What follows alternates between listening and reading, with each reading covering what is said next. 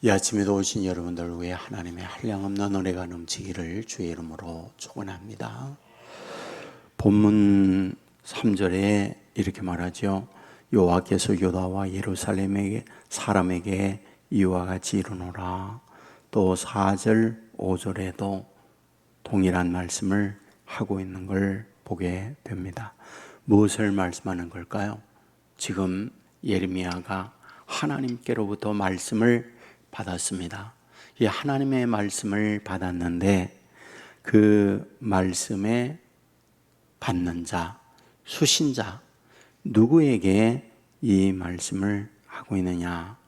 유다와 예루살렘에 하고 있다 라고 말씀을 하고 있습니다. 그래서 6절 말씀에 보면 내가 북방에서 재난과 큰 멸망을 가져오리니 라고 말씀을 합니다. 무슨 말일까요? 이것은 우리가 1장에서 보았던 말씀의 연속을 하고 있구나 라는 것을 발견하게 됩니다.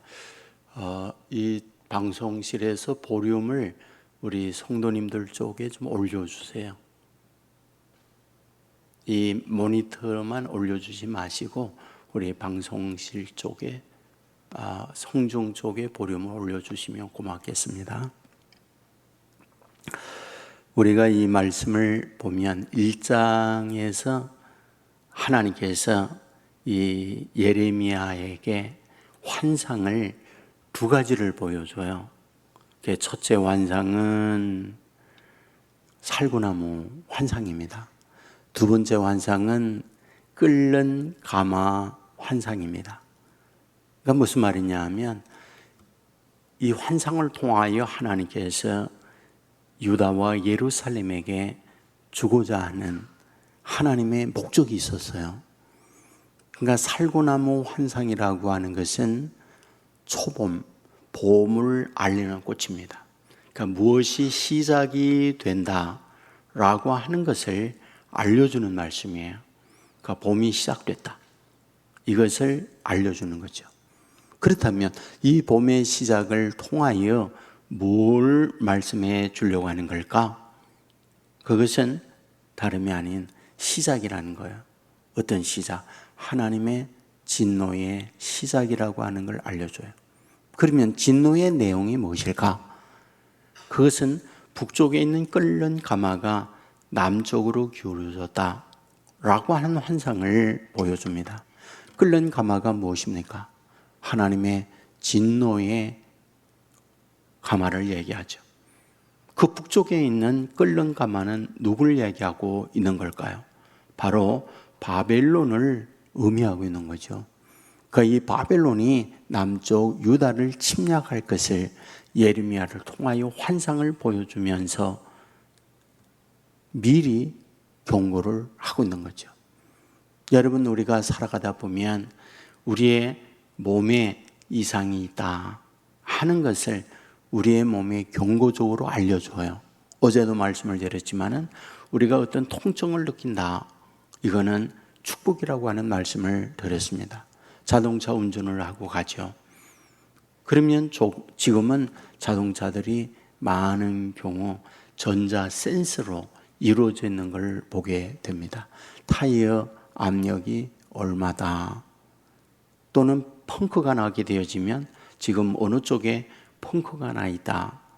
이런 사인을 보여줍니다. 물론 자동차의 기름이 떨어지게 될 때 지금 얼마가 남아있다. 이런 것들을 다 알려줘요. 이것은 다 우리에게 미리 준비하라고 하는 경고들이잖아요.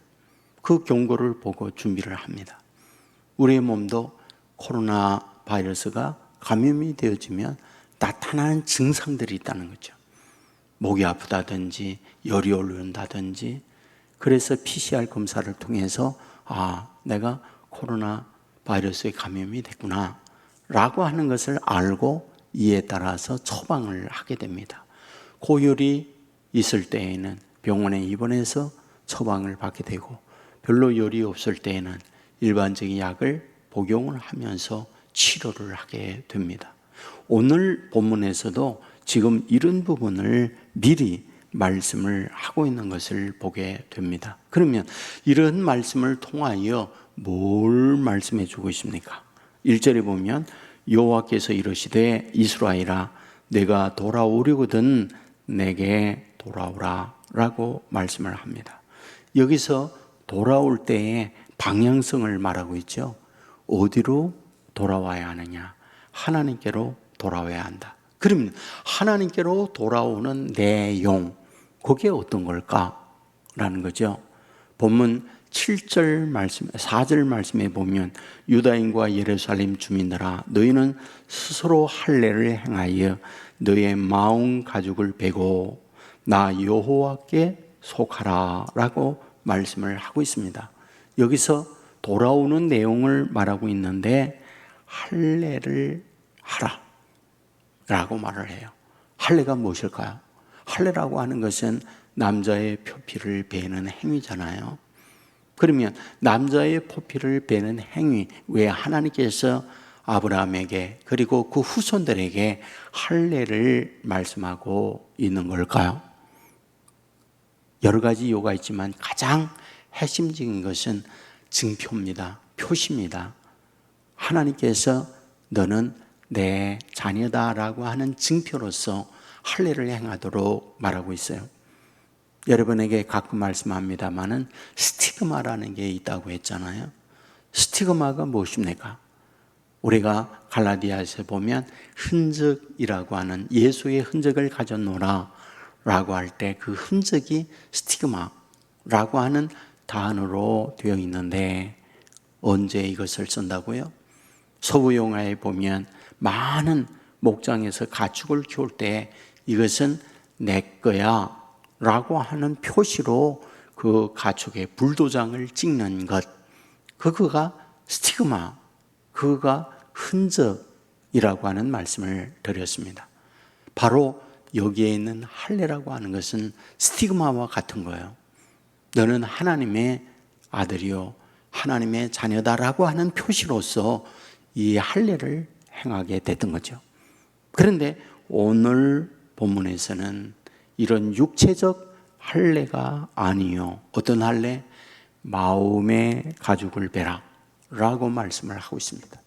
여러분, 이 할례에 대한 마음의 할례는 성경 여러 곳에서 말합니다. 신명기 10장 16절에 보면 마음의 할례를 행하고, 로마서 2장 29절에 보면 오직 이 면적 유대인이 유대인이며 할례는 마음에 할지니 라고 말씀을 하고 있습니다. 자, 우리가 육체의 할례를 받았는데 육체를 할례를 받았지만 이러한 내가 하나님의 자녀라는 육체적 표시를 가지고 있지만 실제는 뭐하다? 하나님의 자녀답지 못하다. 그러므로 이러한 육체적 표시만 가지고 하나님의 자녀의 표시는 아니다. 그러므로 어찌해야 되느냐? 마음의 할례를 받아야 한다 라고 하는 부분을 말씀하고 있는 거죠. 그렇다면 마음의 할례라고 하는 것이 무엇일까? 여기에는 여러 의미가 있지만은 우선 마음으로 하나님께로 마음의 방향을 돌리는 거예요. 이것을 회개라고 할 수 있는 거죠. 지금 그들의 죄에 대한 책망을 많이 했어요. 하나님을 믿는다는 이름을 가지고 있지만 하나님을 믿는 그런 표시를 가지고 있지만 그들의 마음은 어디를 향하고 있다? 우상숭배예요. 그렇기 때문에 그 우상숭배를 향하고 있는 그들을 향하여 오늘 본문에서도 돌아서라 라고 말씀을 합니다. 그럼 하나님께로 돌아서는 이것이 마음의 할례의 표시다 라고 하는 부분을 1차적으로 말씀을 드릴 수 있고, 중요한 사실은 믿음의 표현이라고 보죠. 우리의 마음에 하나님께로 향하는 믿음이에요. 바로 이것을 마음의 할례라고 말하고 있는 거죠. 바로 이런 마음의 할례를 가지고 있다, 이 말이 하나님의 자녀의 증표인 거예요. 사실은 우리는 지금은 육체 할례 향하지 않습니다. 바울이 말한 것처럼 마음의 할례를 해야 한다는 걸 우리에게 말해주고 있는 거죠. 그렇다면 우리가 마음의 할례를 받는다, 회개해서 우리의 마음이 하나님께로 향하여 가는 것, 그것이 마음의 할례의 표시인데, 그러면 우리가 일상으로 살 때에 마음의 할례를 받은 자의 삶이란 무엇이냐라는 거죠. 계속해서 말씀합니다. 예수님이 주님입니다 라는 삶을 사는 겁니다. 예수님이 주님입니다 라는 삶이란 무엇입니까? 무슨 일을 만나게 되어질 때 내 인생을 끌어가는 주인이 누구냐? 내가 주인이냐? 내 감정, 내 경험, 내 지식이 내 인생을 끌어가느냐? 무슨 일을 만나면 주님이 내 인생의 주인이 되어서 어떻게 해야 될까요? 주님께서 원하는 대로, 예수님께서 원하는 대로 내 감정도, 내 어떤 삶의 결정도 이루어 갈 때 이것을 마음의 할례 받은 자의 모습이다, 이런 말씀이 되는 거죠. 여러분에게 계속 말씀합니다. 우리의 삶의 싸움은 이 싸움이에요. 내가 주인으로 살아가느냐, 아니면 주님이 내 인생의 주인이 돼서 내 인생을 끌어가느냐, 이 싸움이에요. 내가 주인 삼은 모든 건 내려놓고, 내가 주인 삼은 것, 돈이 주인이고 세상의 출세가 주인이고 내 어떤 감정이 주인이고, 이것에 의해서 내 인생을 막 끌어가잖아요. 근데 이러한 내 인생의 이런 것들이 내 삶을 끌어가는 주인이냐, 예수님께서 주인이 되어서 예수님이 원하고 기뻐하는데 내 인생을 끌어가느냐, 이에 따라서 바로 마음의 할례를 받았느냐 받지 않았느냐 증표가 되어진다, 그런 얘기죠. 근데 놀라운 사실이 뭐라고요? 예수님이 우리를 주인 삼아 우리를 종으로, 모섬으로 우리를 사용할 때, 우리를 이용하여 주님이 이익 보는 건 티끌만치도 없다. 주인 되는 우리 주님은 종된 우리를 잘되게 하고자 하는 것이 목적이다. 그리하여 그분이 우리를 끌어가려고 할 때 그분의 인도를 받는다면 그분은 어떠하다? 선한 목자가 되어 푸른 풀밭 맑은 시냇가로 인도함을 우리를 해주신다. 광야 인생길에 구름기둥 불기둥으로 앞서가며 우리를 인도해 주신다. 홍해가 막힐 때 홍해를 갈라주신다. 이것이 주인 되는 우리 주님께서 종된 우리들에게 해주고자 하는 우리 주님의 모습이라는 거예요. 그래야 그분께서 우리를 위하여 자신의 생명을 내어주면서 죄 아래서 우리로 생명으로 이끌어내고 이 지옥의 삶에서 천국으로 인도해 주는 그 일을 그분이 해주신다는 거예요. 그러므로 이 새벽에도 예수님이 나의 인생의 주인님입니다. 그리고 오늘도 그런 심정으로 살아간다고 한다면 주인 되는 우리 주님께서 저와 여러분을 정말 최상의 삶으로 인도해 주신다. 이 사실을 믿으시고 이런 믿음 안에서 마음의 할례 받은 자의 모습으로 살아가는 저와 여러분 되기를 주의 이름으로 축원합니다. 기도하겠습니다. 은혜로우신 아버지 하나님 감사합니다. 예레미야 4장의 말씀을 보았습니다. 하나님께서 예레미야를 통하여 하나님의 백성 유다인 예루살렘 사람들에게 말씀하고 있는 것을 보게 됩니다. 너희들 내게로 돌아오라. 돌아오려거든 마음의 가죽을 베고 나에게 오라고 하는 말씀을 보았습니다. 주여, 우리가 마음의 할례를 받고 살아가는 자녀들 되게 해주시기 원합니다. 마음의 할례, 회개하고 하나님께로 돌아서며 동시에 우리 마음에 주님을 향한 믿음으로 살아가는 것, 그것이 마음의 할례인 것을 보았습니다. 간절히 원합니다.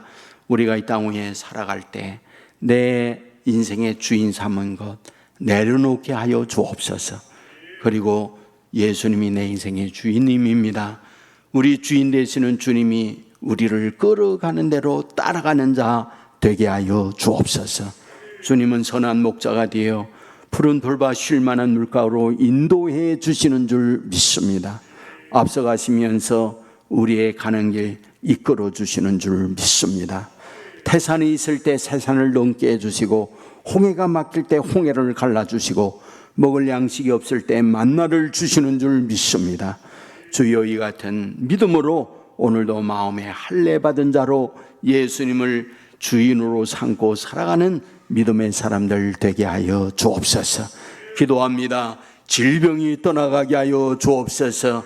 두려움이 사라지게 하여 주옵소서. 중요한 결정을 내려야 할 때 주님 주시는 지혜로 인도함을 받는 자녀들 되게 하여 주옵소서. 우리의 자녀들 주님께 올려드립니다. 지혜 총명 있는 자녀들 되게 하여 주옵소서.